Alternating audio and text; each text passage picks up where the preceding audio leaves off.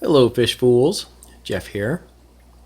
So today I'm going to be sending a package. I have this box that I'm getting ready here. And this package is going to my second patron. This coming after I sent a package 3 weeks ago to my very first patron, who I sent some fish and plants. And today I'm primarily going to be sending some shrimp. So to provide a little bit of context, what I'm doing here, I have a Patreon page, and any fellow hobbyists or anybody who's interested in supporting my YouTube channel, Jeff's Aquarium Hobby Enjoyment, can join as a patron and would be welcome to, if they're interested, any fish, shrimp, or plants, basically anything I've been able to propagate, anything that's been born in my tanks, and basically what I have extras of. As long as, shipping costs are covered, and just joining as a patron, pledging any amount. And I'm doing that because I'm not really ready to sell fish or anything like that. So I created this channel about 2 years ago, and along the way, several people who have watched my videos asked if I sell fish. They've seen the fish in my tanks, and they noticed that they're cool-looking fish and healthy, and offered to buy some if I was willing to sell some. But I'm not really in a position where I can make any guarantees, and I can't really meet any deadlines either. If somebody were to, if I were to make a sale and I'd have to assure that I'm going to be able to ship by certain days, I can't really do that. Basically what I'm doing with this Patreons for patrons is just basically whenever I get a chance, and no guarantees there. So the first package sent to a patron, everything arrived okay. So all the fish arrived okay, alive, and that was the first patron. Was the second time I ever actually shipped fish. So the first time I shipped fish was before the summer, kind of like a practice run, and the person I sent that first package to is actually now my second patron, who I'm going to be sending shrimp today. So the end of May, I sent some fish to Rich John's, and all those fish arrived alive. So, having done that twice, all fish have arrived alive. That first time, at the end of May, was without a heat pack. The weather was nice then. When I sent 3 weeks ago, I included a heat pack, and I'm going to include this today. Even though I'm sending mostly shrimp probably would be okay without one, but I'm going to include some fish too. So we got a heat pack here. So I have 4 tanks that I can try to gather up some shrimp, this being one of them. I'm going to try to send Rich a good variety.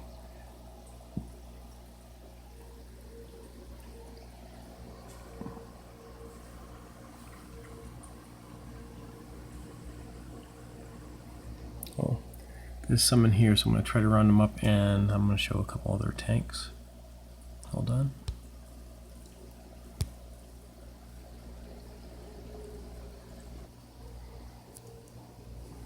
So this is my 5.5 gallon tank, and there's lots of shrimp in here. I'm probably going to be able to gather up a bunch out of this tank.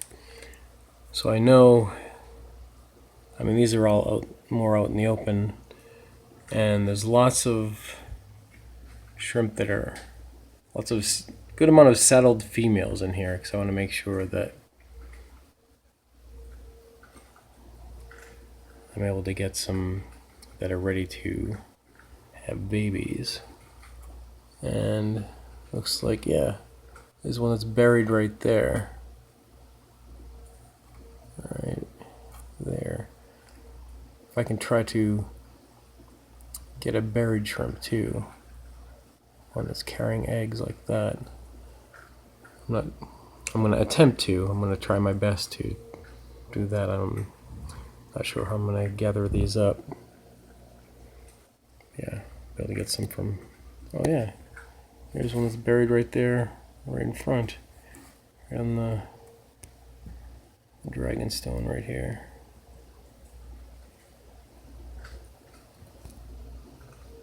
Alright, let's check out another tank. And here's my 10-gallon mutt guppy tank. So there's some shrimp in here. I need to get into this tank to get some.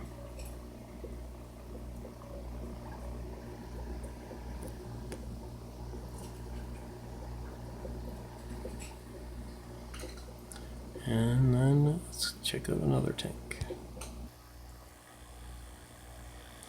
And here's my 3.5 gallon Neocaridina shrimp tank. This is where all my shrimp populations got started. Let's check out the sponge filter here. This is where a lot of them hang out on that. And I have guppy antler hybrids in here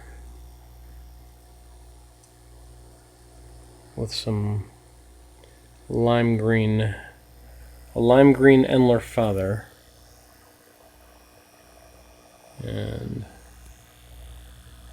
they're all kind of hiding, I guess, but I'm going to include a couple of these guppy antler hybrids, some lime green ones. Alright, so those are the tanks I'm going to gather from, so I'm going to start doing that and see what we can come up with. Stand by.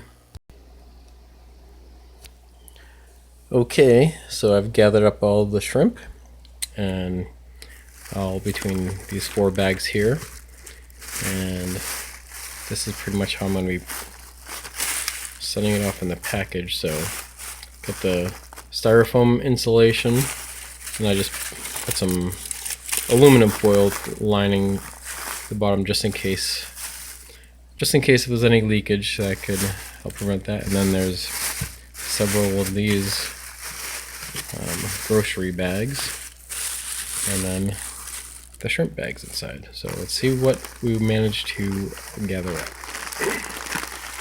Start with this bag. So this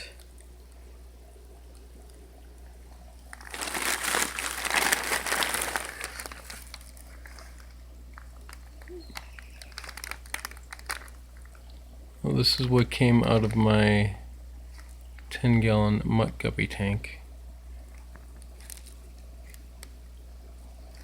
So for my 10-gallon mutt guppy tank and this 30-gallon tank, I just put some bags in the water and just kind of let whatever made their way in. So I put some, see that cucumber right there? I just put some cucumber in the bags, and just whatever shrimp made their way in. So whatever random ones made their way in there. And then that's what I did with 2 of the 4 bags, or from 2 of the 4 tanks. That's that one. And this is from, yeah, this is what came from this 30-gallon. So there's some water sprayed in here. So a few of these are kind of the colorless ones, but a few of these, like this one right here, is a dark, it has like a skunk stripe on them. I think those are really cool looking. And then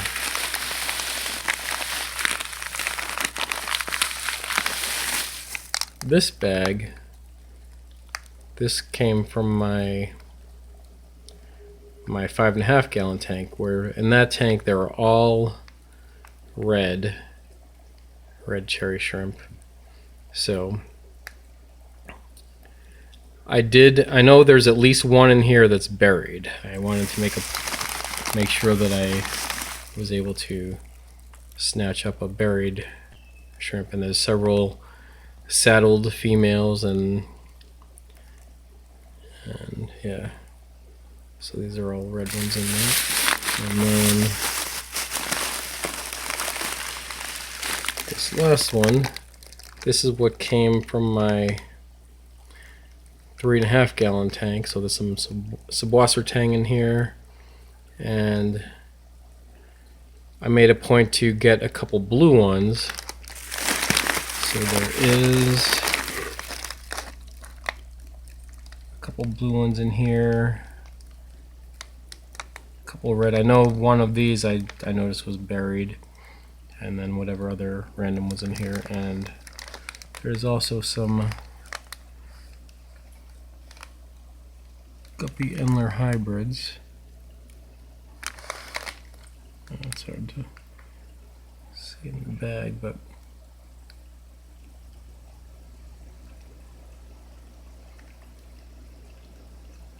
one is a